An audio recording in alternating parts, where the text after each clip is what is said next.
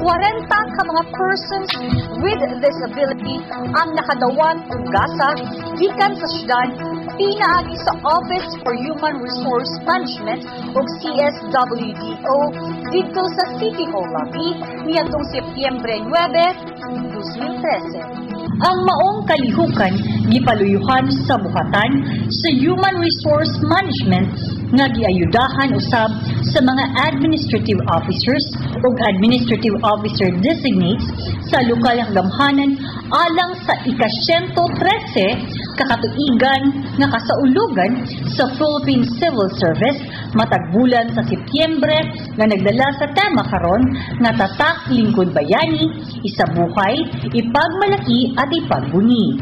Sa pasiunang mensahe nga gipaambit ni Government Head Evangeline Karampatan sa OHRM, si Yami Pahibalo nga kining gift giving alang sa mga taong may kapulian sa lawas o kining itambayayungan usab sa buhatan sa City Social Welfare and Development kinsa mao'y miilas sa mga PWDs sa matag barangay.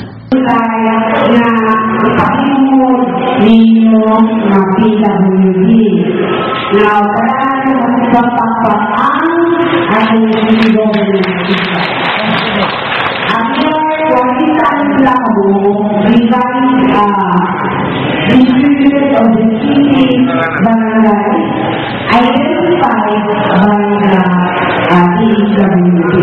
Si Mayor Gingo Valmayor usab sa iyang mensahe mipahibalo nga kining mga gasa nga gipaambit kanila gikan sa mga kawani sa lokal nga gamhanan isip pagpaambit sa responsibilidad sa syudad ngadto sa nasangpit nga mga PWDs. Sa ngalan sa mga kawani, siya nang hinaot na bisan unsa kagamay sa gasa, unta kini makahupay sa ilang panginahanglan.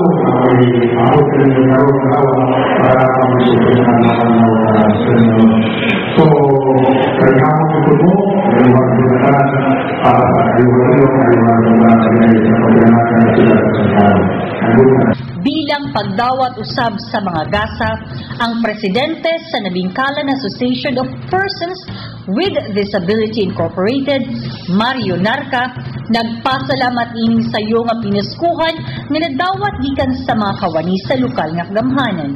Ang gasa nga gipaambit naglakip sa 2 ka kilong bugas, 1 ka paketing gatas, 1 ka kilong kalamay, kape, corned beef ug sabon panlaba.